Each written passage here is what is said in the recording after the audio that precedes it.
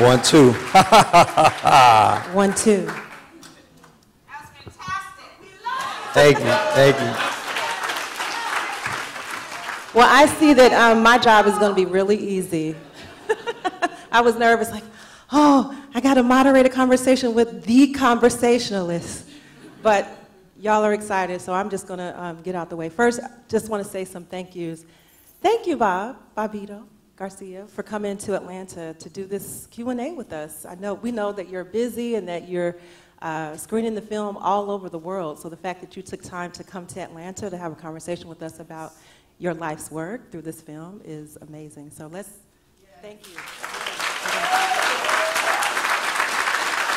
So I just want to also thank Auburn Avenue Research Library for having us. Thank you so much, Morris and Amani and your whole entire team for having us repeatedly. So we really appreciate that. Thank you to Public Broadcasting Atlanta because PBA actually sponsored the film screening. So thank you, PBA. Thank you for being here. Before we get started with the Q&A, I do want to just ask for respect. Don't monopolize the mic. We got a lot of people here who may want to ask questions, so keep your questions brief. Say your name first, ask your question, so that we can give everybody a chance to get their questions out. We have a mic down here, so we ask that you come down and use the mic. And so I'm just going to ask the first question, and I'm going to turn it over. Is that okay? Let's see. How do you make the time? I felt tired after watching it. Like, how do you do it all? How do you get all that in? It's not easy, for sure. First of all, hello, Atlanta. How you doing? Before we answer that question, we're going to backtrack a little bit. I got to share that when I started DJing in '96, my first out-of-state gig, I can't remember if it was Atlanta or Richmond, but they were like both in the same span of 2 weeks. So it was at the Yin Yang Cafe. And my man Cognito, if you remember him from Mass Influence, he lived here in Atlanta. We made a lot of moves together overseas, we're best of friends. And, I've always been thankful for the love and warm reception that this city has been giving me, for 20 plus years. And then even dating back before that, we go to WRAS and Randall Moore and Talib with the hip hop show when I was working at Def Jam, as you saw in the film. Randall's here. Let's show him some love.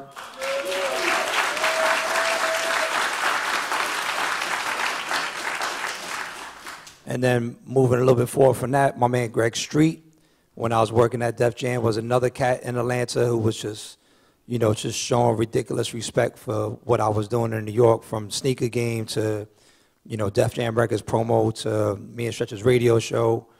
And there's a ton of other people in Atlanta that I need to, probably mention here, but I don't want to take up too much time. Back to Aisha's question, a brilliant one. Fortunately, when you love what you do, it doesn't seem like work. So, last night I DJ'd until 2 a.m. with DJ Kemet at Sound Table. And afterwards, I was back on email, till like 3:30 because I got the New York premiere on Monday. I just did the the U.S. premiere in D.C. on Friday. And it's just, you find time, but it's like, wow, it's a film that I created. It's my life. It's inspiring people, getting mad love. It's touching people in a way that I would have hoped it would, So you just push yourself and you just make it happen. And that's what coming here is like a no-brainer. Aisha and I become pretty tight in the last 2 months, amazingly, because we see eye to eye on our work ethic. And she's helping me out tremendously as of late, and I'm thankful for that.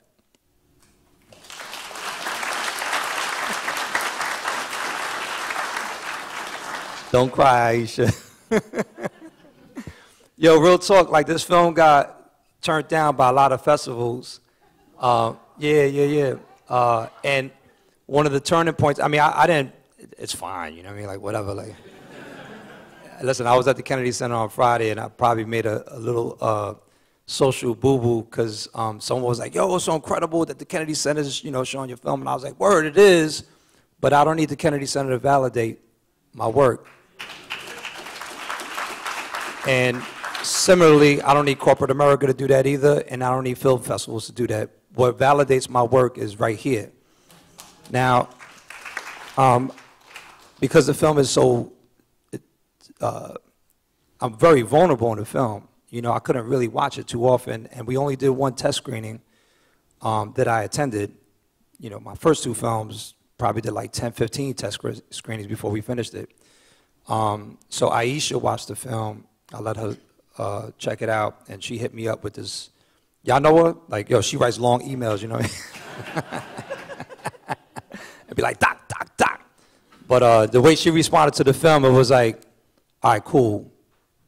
I think I got something. We're going to rock. And it was a nice, you don't even know that, but it was a nice, reinforcement, you know, that she shared. So, yeah, you just find time. That was a long answer to a really short question. My bad, yo. You know, you put me in front of a bunch of beautiful people, and I'm just going to talk. So what's next? Do you guys want me to ask another question, or you got somebody coming to the mic? Okay. Name and briefly your question. Oh, wait, before we get to that, I'm sorry. So the handle across all social media is Rock Rubber 45s. Rock Rubber 45s. That's the website as well, .com. If you post on your stories or on your whatever, please tag that as well as Cool Bob Love, which is my handle across the board, K. And it's helpful if you, on Instagram, if you actually put it in your feed instead of your stories, because then I possibly could reshare it. So that's just a little social media magic for you. That's it. Yes. I have mostly a comment. My growing up, my brother, Team, and Elliot from the Artifacts, I remember when when they came to your radio show, I was like, they made it. Like, this is real. Like, oh my God. And I just wanted to commend you and thank you. You are just such an inspiration ever since back then. I mean, you were like the epitome of the culture. And the comment you made about the Kennedy Center not taking and all the people not accepting your films, and it's because this is what hip hop looks like. This is what hip hop looked like, not what they show with the jewelry and the flash and the thing. The unity of just bringing all these different cultures together is what hip hop has always been about. And since it's turned into that flashy, you know, just materialistic thing, what do you think we can do to bring it back to the essence? Since, you know, I think you kind of like epitomize all that for me. Well, thank you. I don't think we need to bring it back. I think it's still there. It's been muddled, and the word hip hop has unfortunately been misinterpreted at this point and been misused. But the people who know what true hip hop is and who are involved in it, you know, across the world, there's still a vanguard trying to, you know, really discern what the best of the culture can present. There's still phenomenal MCs, writers. Turntablism has gone to a level that we never could have imagined.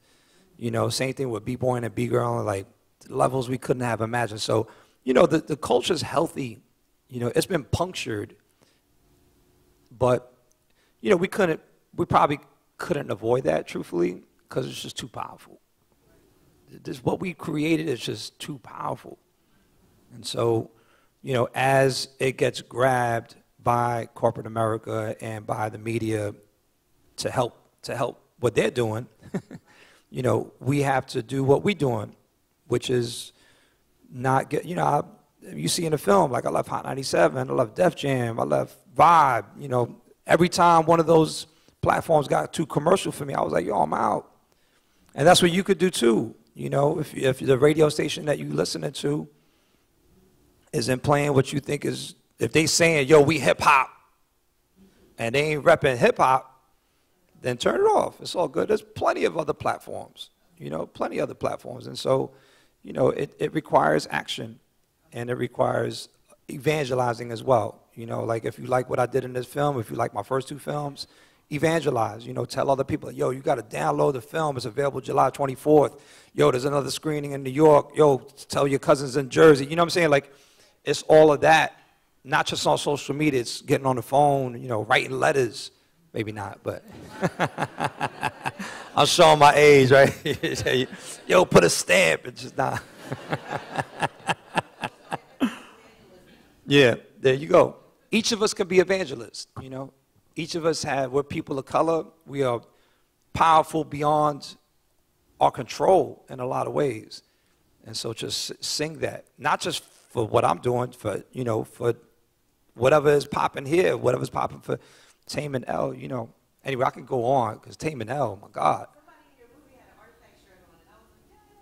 You know who that was? I think it was Mad Skills from Virginia. I think he's the one that had the Artifacts T-shirt on. I'm pretty sure. I could tell you a story about Artifacts. We'll talk about that later. Okay. Aisha, you want to? Yeah. I promise, Aisha, I wouldn't take over the stage. You can take over. It's okay. Would you like some water? Okay. Got my alkaline water. Another question. Greg Washington from New York City. What was it that you think in New York, been all over the world, the culture that molded you? What was that essence that you felt during that time? Yeah. Well, I hope I answered that in the film, but if it's not completely, if it's not easy to grasp, it's because it's not easy to grasp, right? You know, New York is a very complex city, and you merge the mecca for playground basketball with the birthplace of hip-hop, with the fashion capital of the world, with the media capital of the world, with 8 million people, 12 million people during the day. You know, there's so much every moment, every day, daily. And New York, people will complain, New York is dying, you know, there's Times Square ain't the same, I don't get robbed every day no more, like it's not real, you know. You know, but yo, New York is still crazy. Yeah. New York is still hectic. New York still got a power source that you could just tangible. So I think the main thing that informed my outlook was originality. Across the board. Couldn't play ball and not be original. Couldn't wear sneakers and not be original. Couldn't listen to hip hop and not want to hear original rhymes or original beats, original production. You know, so there's this continuity between all the 3 cultures that it's like, I can't be like everybody else. And that's still, I'm about to be 52, I'm still the same way. I just don't like being like everybody else. I'm not a follower. I'm counterculture, I'm you know, subculture, I'm all of that. And I think it's a great way to live. And in that film, you did everything in reference to the culture. You've mastered everything in that culture. I feel that. I have mastered none of it. To me, I mean, in reference to I appreciate that, but just to let you know, like I mean, in reference to what you've done through your life on this planet, in reference to connecting those cultures, you've done that. And well, thank you. And New York, like you say, has a special flavor. And once you live that and you see what it's done for the rest of the world, you know what I'm saying, and how you travel through that, it's very, very, very amazing, bro. Amazing. Because New York, for some reason, bred everything out of that and pushed it around the world. And you embraced everything and took it where you could take it. And I've tried. I mean, you're being modest, but you have. Seeing this film, you want to keep on Love Talk, or? You said you were going to moderate. Thank you, brother. Yo, much love, B. Appreciate you. I appreciate you. Hi, Bobbito. I'm Meredith. Hello, Meredith. How are you? I'm great, and I remember those. Can you ABT greet Aisha parties. as well? Hey, Aisha. She's one of our volunteers, so we've been greeting each other all afternoon, and yesterday too. All right, cool. Well, thank you for volunteering. Yes, absolutely. Yo, this light is so bright on my hairline. It's incredible, yo. I gotta really my man John Walters here. This dude took photos for my magazine Bounce back in the early 2000s. He took photos of me at APT. Can you stand up, please, John? You need to be acknowledged, yo. But see, I'm nervous he's here because now, my wife is always telling me, like, Bob, when you're on Instagram doing the stories, don't bend your head. And so now I got to be like this. Like, all right, baby, I got to put the phone high. All right, cool. Anyway, I'm sorry. Yes. Hi, Meredith. Hey. I remember those ABT parties, too, so, yeah. So I was so inspired and so moved by this piece of work, and no matter what you chosen to include or not include, I think it would have been an amazing story. Oftentimes, I think we don't share our trauma. Why did you choose to share that? Well, thank you for asking that. It was not a tough decision to decide that. I've been thinking about writing an autobiographical book for about 10, 15 years because I've been speaking at Rikers Island. I've been speaking at community centers. I've been speaking at Brown and Columbia and Wesleyan and, high schools and all this other stuff. And everywhere I've gone, I have been transparent about everything as best possible, right? I mean, younger, I didn't have the language to really discern what happened. And now I feel like I've gotten to a good place with explaining it. So I had thought, like, if I write an autobiography, it will help others who I may not be able to stand in front of, at these speaking engagements that I get booked for, some of which you see in the film, So then I did my first 2 films. I did Doing the Park, Pick Up Basketball, NYC. Who here saw it? Word. All right, cool. Thank you. Then my second film was titled Stretching Bobbito, Radio That Changed Lives. Who here saw it? Ah, yes. PBS aired my first film. I was very grateful for that. But in any event, so in the process of doing 2 films, I got a little more confident with the idea of filmmaking. And then so I decided, well, instead of writing a book, why don't I create a narrative that includes audio and picture? And, literature is phenomenal. It's beyond eternity. It's always going to last. But a film, I've seen it with my first 2. It's like, people get affected in a way that they might not while reading the book. And mainly because you have community. The reason why I go out and do 30 screenings for each of my films, 50 screenings, and I'm there and I'm being asked the same questions is because it's different than reading a book in your crib or watching a film on your laptop when you're amongst 200, 300, 500, Central Park Summer Stage, tomorrow's the New York premiere. It's going to be like 3,000, 4,000 people out there. Watching a film about me talking about something that's extremely personal. But I know that just like in the film, when I turned 25 and I finally started being able to talk about it with, sharing it with, immediate friends and eventually family, and like the more I talked about it, the more empowering it was kind of in a way, and I felt that if I could have that narrative in the film, I have a dialogue with everyone who watches it, but I know that perhaps, and it's already happened. In the Puerto Rico screening last week, there was a dude that got on the mic and just completely broke down.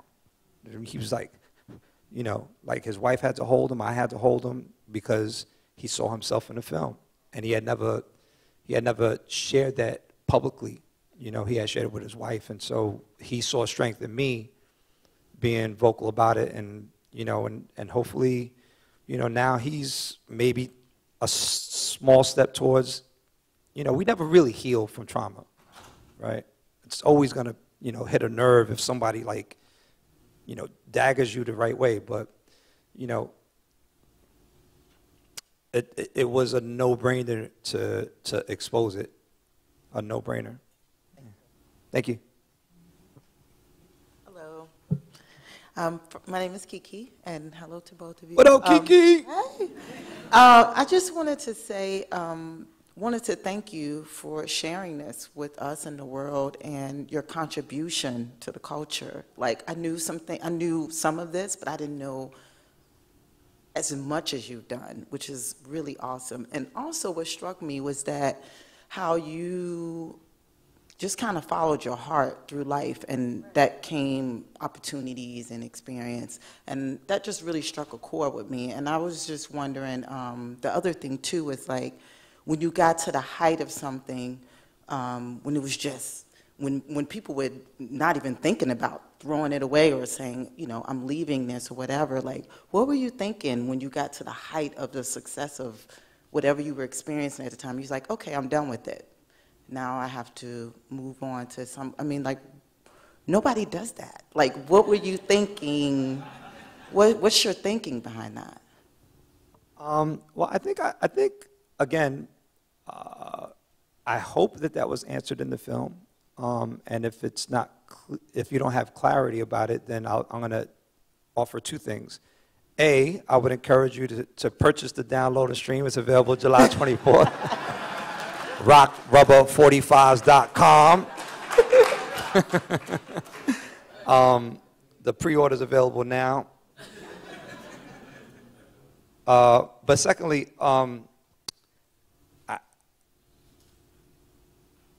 without sounding like esoteric, I feel like I've found a good rhythm with the universe. Yes. You know, and there are signs constantly in front of us, you know, and you know, once I had issues with self-esteem, I had issues with confidence, but once I got into my 40s and started being like, oh, word, like, you know, I used to have issues with asking people for money. You know, I'd be like, oh my God, I just consulted Nike on this entire campaign. They gave me a free pair of sneakers. Then like years later, I'm like, yo, fuck that. Like, y'all gotta pay me well, you know? Like, pardon me for cursing, I'm sorry. My mother, I'm not looking forward to her watching the film because I got a potty mouth in the film and she don't think I curse. Whoops. But essentially just listen to your heart, you know, and your heart and your mind and your friends. Well, your friend, you know, it's what I was saying in the film. Like, you know, you can, formal education is here, informal education is here. You know, so use the film as an informal education. You know, if you're thinking about leaving your job or, you know, or setting a new path in life, or maybe it's leaving a toxic relationship. Maybe it's, you know, providing better guidance for your children or whatever it is. You know, it's like, you know, we all have opportunities on a daily basis to make change. And I think that's what has been presented to me, and I hope that by sharing in the film that I could help motivate some people to make that decision for themselves. But don't leave your job and don't have like some money saved up. I'm gonna say Bobby told me to. Yeah. I love Def Jam. I was like, word, yo, I don't need Def Jam. Like the next year I made like 5 G's the whole year, and I was like, oh, yeah. Damn. That 35,000 seems like a lot now, boy. But I'm glad I left, you know, and I'm glad I've stayed on my path. So, yeah, I don't really have no regrets. Everywhere I left, it's like, yo, no regrets. No, none. Everything worked out. Oh, my man, Pancake. Yo, give him a round of applause. He played. Come on.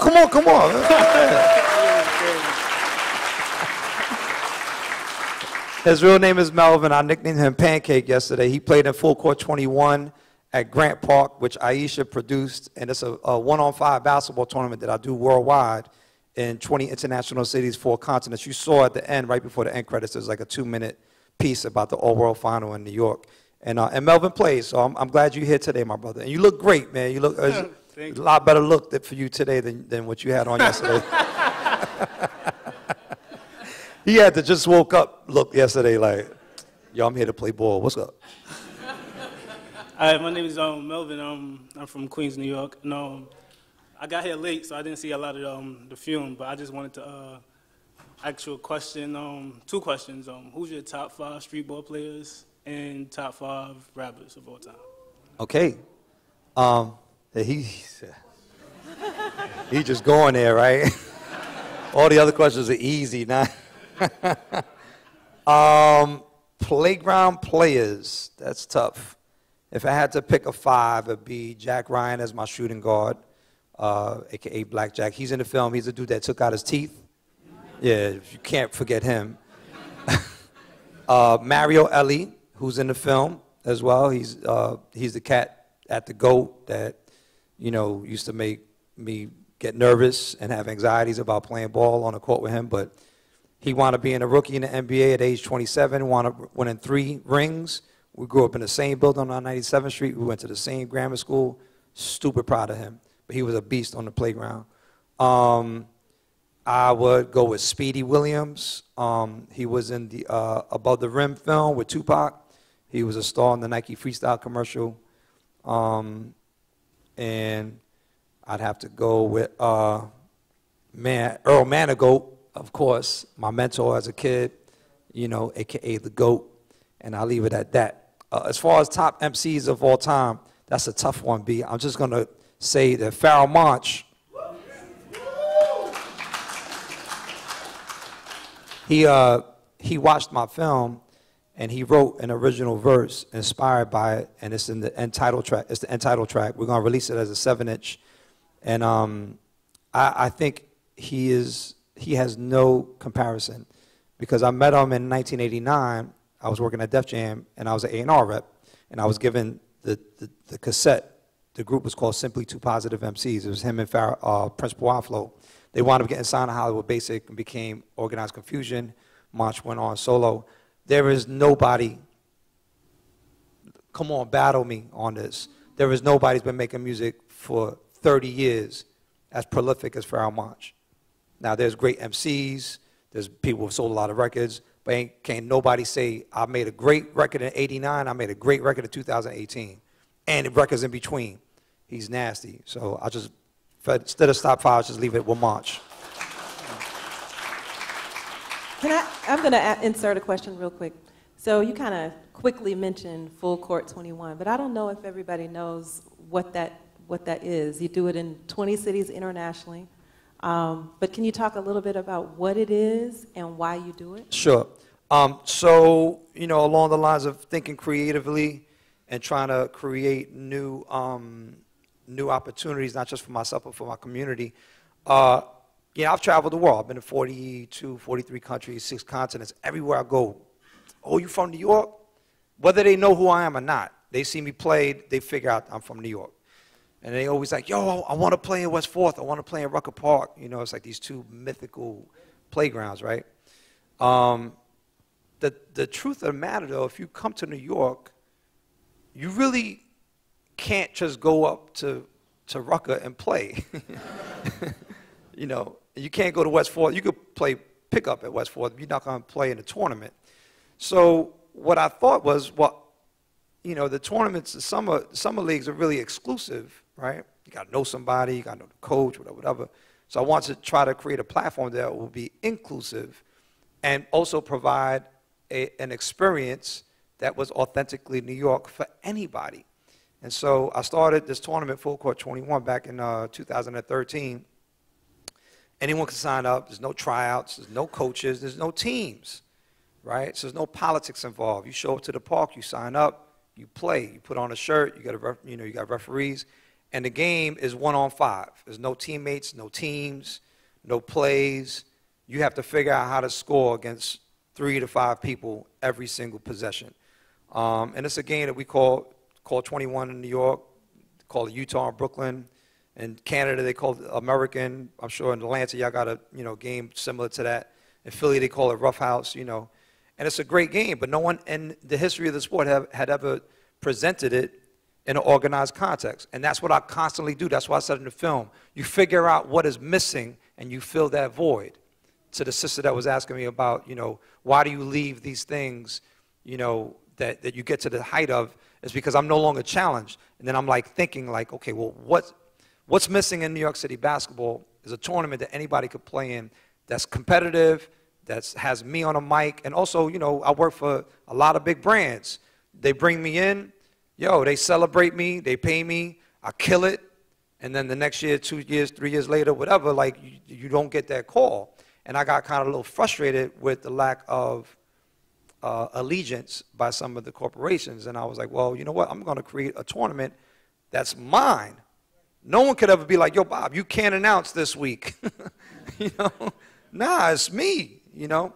So, and I did it at the GOAT where I grew up, you know, and it's like pay homage to my mentor.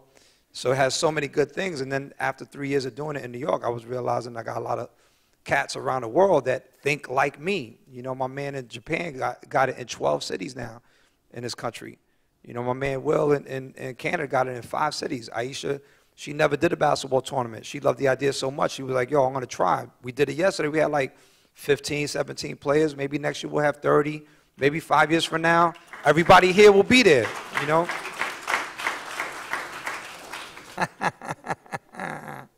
So, yes. Thank you, Aisha. That was a great question. I'm going to have some water.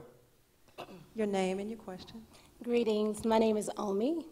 And this film has so many different thought processes amongst social commentary that I was writing them all down. And I'm wanting to get all of them in, but I want to capsulize one question.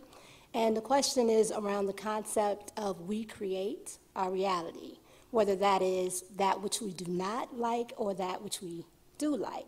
So as far as the trauma, as well as the experience you had with disappointment with basketball and your coach and how there was just this there, how did you learn to push forward and not be the one that sits down due to trauma or due to irritations or restrictions? And how did you bring forth life through each experience versus retiring and giving up, walking dead? And that's my question.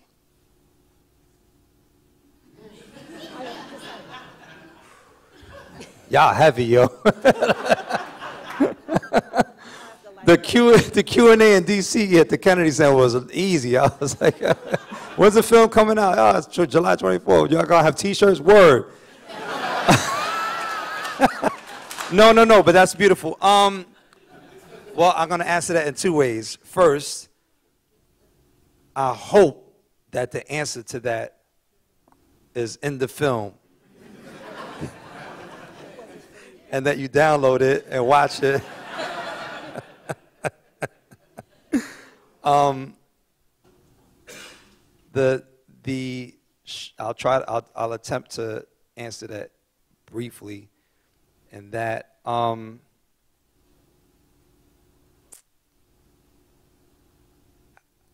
don't really know. I honestly don't know, you know. With regards to my college coach, you know, he definitely tested me. You know, he punched me in my chest. You know, years later, I didn't have the language for that. I, you know, heard about this football coach punching one of his players, and then the coach got, you know, shut out of NCAA. And I was like, dang, I wish I knew you could do that. It's like, because the assistant coach loved me, you know. But I think there's something, there are a lot of cues in the film that you may not catch on the first watch. But, so there's that moment, right, that was very hurtful and painful. But then when you see me play in Puerto Rico in the annual mixtape tour, it would have been easy to lace a hip-hop beat behind that, because that's what everybody expects when they see anything related to playground basketball, or what y'all younger people call street ball. But I threw a folk jazz record in there, and the lyrics are, you gotta have freedom, you gotta have freedom. And I think that's what I sought. And when I came back home to New York, that's what I found. I was like, oh man, I could play ball in the park, I ain't gotta have a coach subbing me out, or coach, you know, not playing me. It's like, I could just, that's the beauty of pickup basketball. That's why I made my first film, Doing the Park, Pickup Basketball NYC, as a calling to people worldwide. Like, yo, like, you could play ball your whole life. You know, college is a finite experience. It's 4 years. Pro, you lucky, you might play for 10 years. High school, again, finite. going to Grant Park and playing with your boys and, 3-on-3 and the young kids I saw out there and the old dude that was drunk shooting from half court. Like, you could do that for your life. And so I think I was able to discern these things when I was having these knocks and yearning for them and eventually grasping them and following through on them. So I hope that kind of answers your question. But, the transitions are not easy, and they don't come overnight. That's for damn sure. Yeah. Give thanks. Yes, you did. Give thanks. The young ladies, if you could say your name and your Oh, stop playing. What's up? Hi. My name Don't be is asking me Leah. no hard questions, yo. We cool, right? Yeah? All right. My name is Aaliyah Hyman, and That's her daughter, yo. Give her a nice round of applause. That's Aisha's daughter. and She helped us out yesterday. She did the score, what do you call it? The plastic scoreboard. She did a great job. What's your question? okay, so Dag, Aisha. first I just wanted to say thank you for this video. Well, this It's a film. Yeah, yeah. Sorry, I It's don't okay. know why It's okay. It's not a YouTube. It's not No, a that's YouTube. not what I meant. I mean, it will be available for you to download stream July 24th. But yes. It really helps me realize that with things that are coming up in my life that I'm really nervous for, that this is my life and I'm in control of that and I can do what I want, so thank you. Word! And then my question. Yes! That's what I'm talking about. My question for you. You just made the last 3 years of my life making this film worth it with that comment. Thank you. Thank you. And my question for you is, what's next for you? See?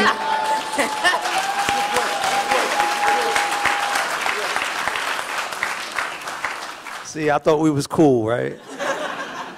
Another hard question. Aisha and I, on this stage, we are brainstorming on how to make Rock Rubber 45s, the film, open up to become Rock Rubber 45s, a festival with the educational curriculum component so that youth and adults, I think they like it. We could do it in Atlanta.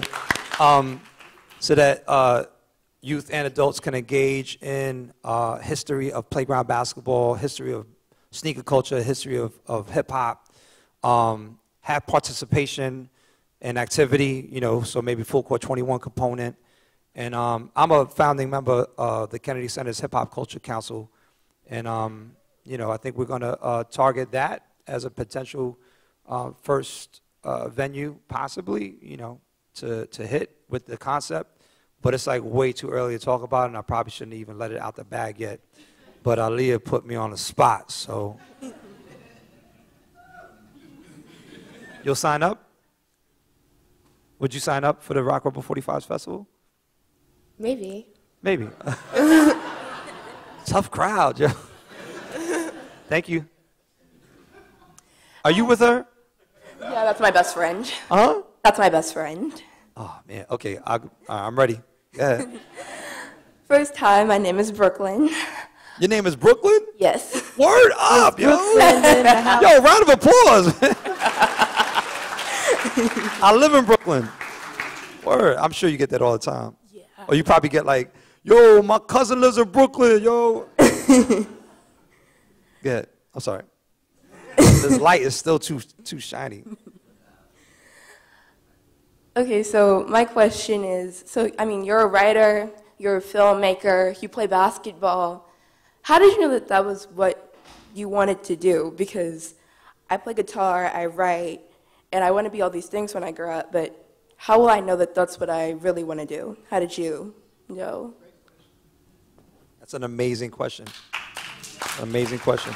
I say that you continue to pursue the guitar and all the other interests that you have. You don't have to make money off of them. You could just do them because you love to. You can work in something completely separate and unrelated. Or you may have the opportunity to completely do what you love to do and earn a career off of it.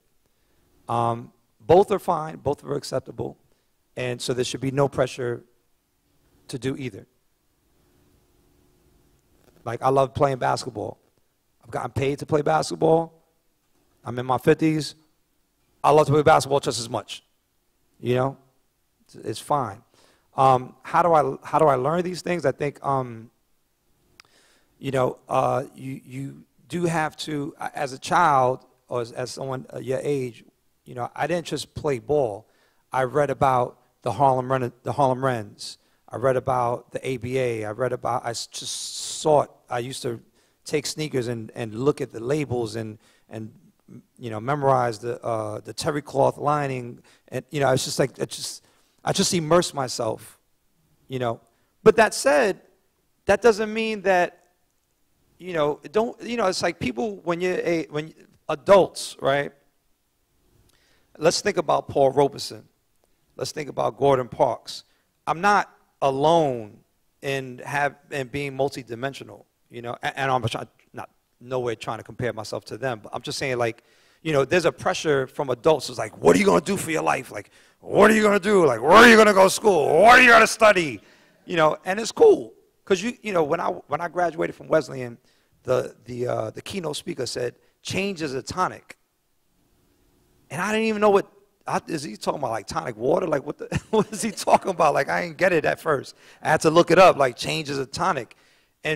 But what he was saying, and what I think I hope I can express to you, is that dive in, immerse, have fun, and you can play guitar for the rest of your life, or at age 30, you could be like, yo, I love to travel through Indonesia, and you could do that for 10 years. Or you could say, I love helping kids out in Zimbabwe. You could do that for 15, you know, whatever. Like, you could make changes, you know, hopefully. Thank you. Have fun with it along the way. All right? That's my homegirl. Great. How we doing with time? It's 5:30. 5:30? You got time for maybe 2? Yeah, no, I got all the time. My plane don't leave till 9:45. Mad props. Delphine, what up, B? This is my man. Yo, give him a round of applause, yo.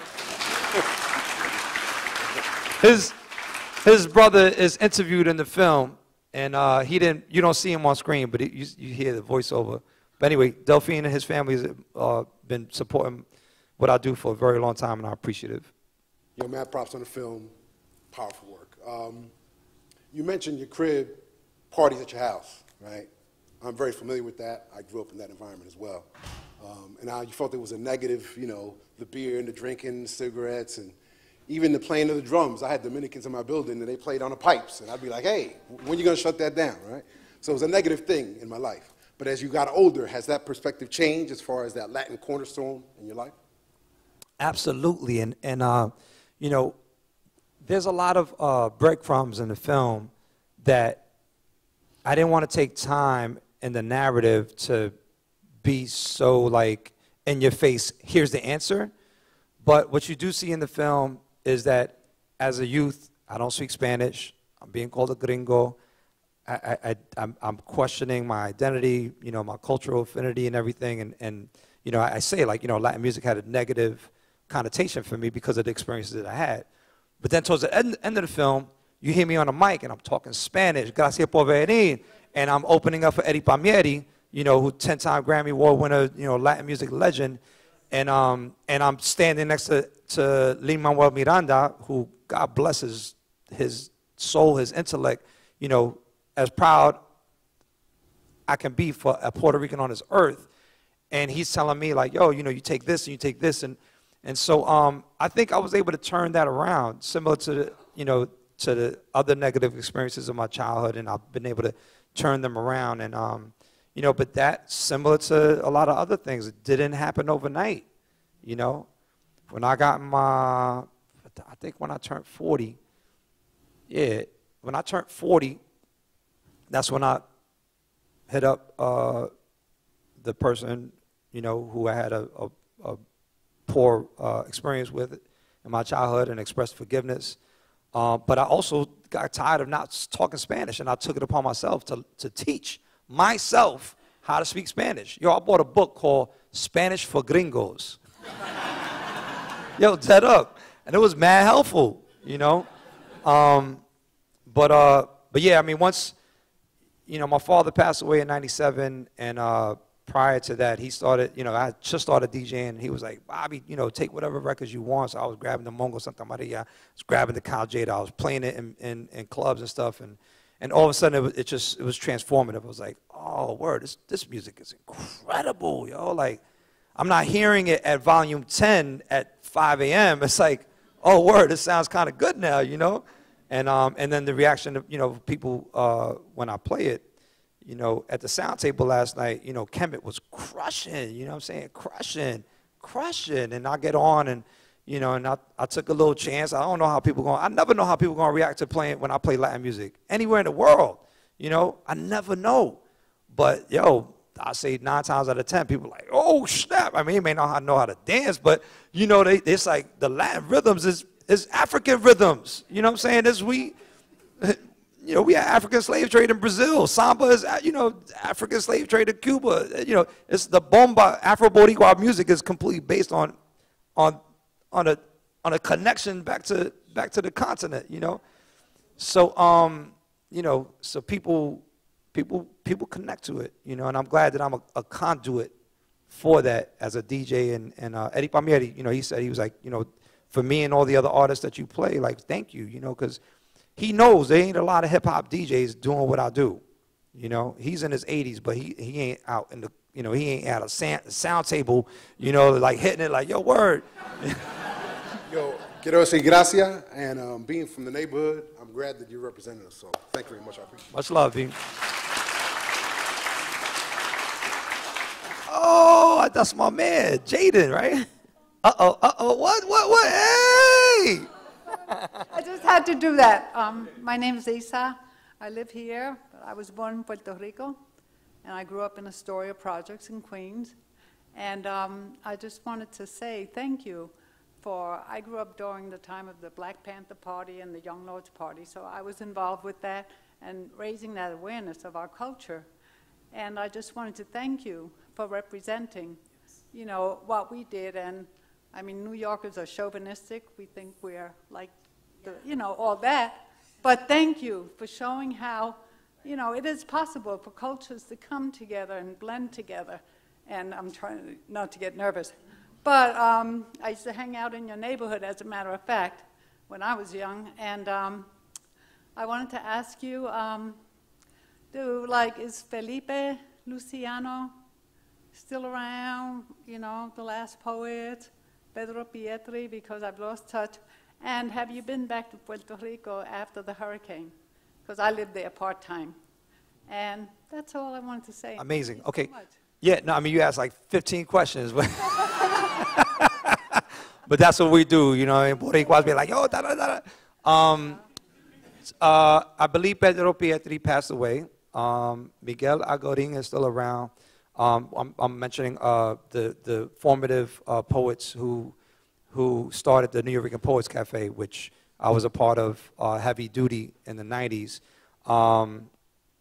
But the New York Poets Cafe is under new management, new ownership, and it's still thriving for the spoken word community, as well as the Boricua community, as well as the LES community, even though that neighborhood has been heavily gentrified in the last 10, 15 years, to the point where it's not even called LES by the government. It's now called the East Village. Oh. Yeah.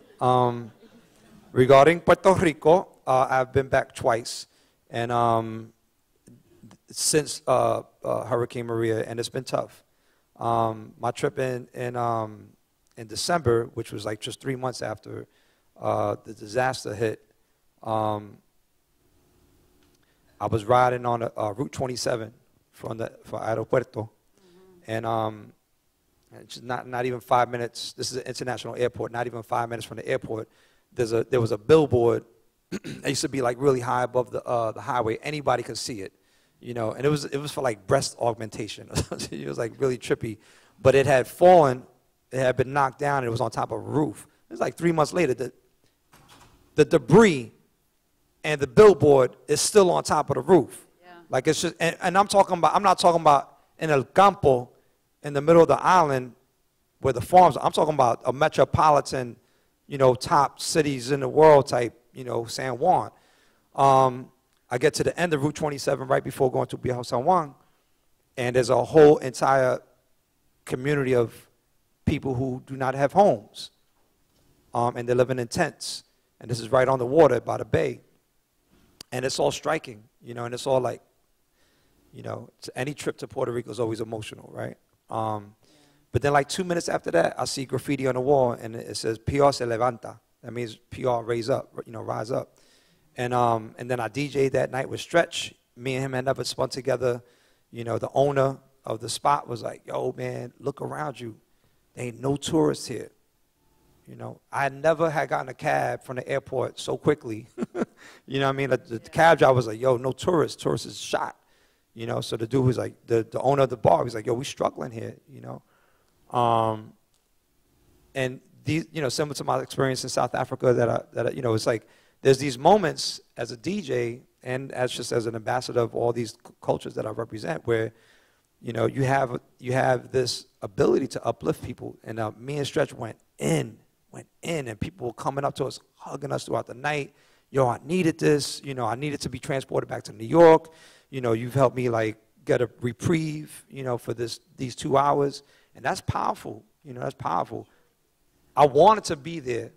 You know, my boy Crazy Legs was in PR, going hard body, doing volunteer work, you know, bringing electricity and filtered water to the people. I supported that campaign, but I'm a full-time dad, and I travel enough as it is, and so it was very difficult as a freelance person to go to PR. But I was just there last week to screen this film, and, you know, forget about it.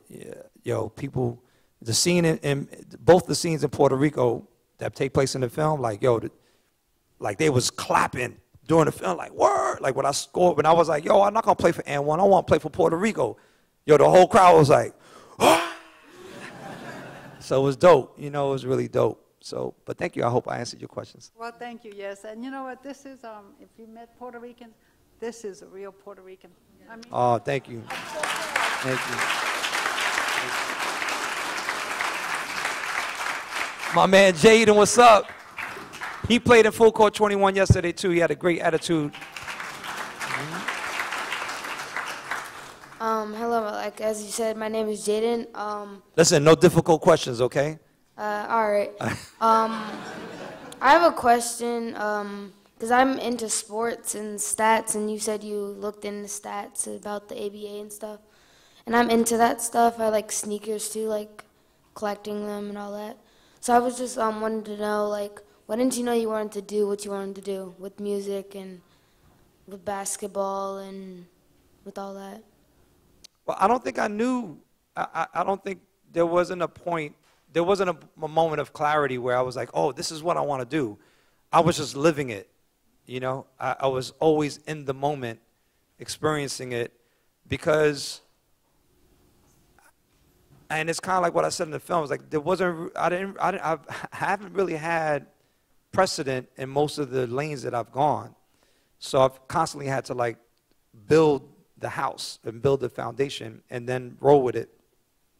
But I think, you know, there's something to be said about being in the rhythm of the universe. I know that you have supportive parents, which is beautiful. Hopefully you have supportive friends and a supportive community as well. And so continue to foster these interests. And perhaps you may figure out, there may be an opening to figure out like, oh, wow, like I can resell my sneakers, or I could play on my team, or maybe I can get paid to play basketball, or maybe I could get paid to be a sports physician, or maybe I could be a designer of shoes, or an accountant at a brand. I mean, you know, so many avenues that you can go. But for now, don't even worry about that. Just have fun. Word. Okay, I'm sorry. And Jaden, keep on smiling, okay? All right. So I'm going to have to cut the questions because we've got to leave the space soon. But I do want to encourage you. Bobbito will be here in the atrium area for a bit. So if you want to ask your questions personally, there's no problem. But we selling T-shirts in the atrium, right? We're selling T-shirts, time permitting. Yeah. T-shirts, posters from Doing It in the Park, autographed whatever you get, you can get it autographed. We have some basketballs if you want to get that autographed as well. But before we go, I just wanted to wrap with another thank you. There are some, like if I want to tell my parents or my children what the golden era means and what it meant to be a child of the 80s and 90s culturally, I feel like there are certain films that really sum that up. It's like a time capsule. Do the Right Thing is one of those to me, and this film is one of those to me. So thank you so much for representing our generation so beautifully. So thanks again, Bobbito, for being here. Thank you, Auburn Avenue Research Library on African American Culture. Thank you, Public Broadcasting Atlanta, and thank you for being here. We hope that you'll stay connected with us on social media, support the film, support everything that Bobbito does, because he's doing so many things. But continue to support us and stay connected. Thank you so much.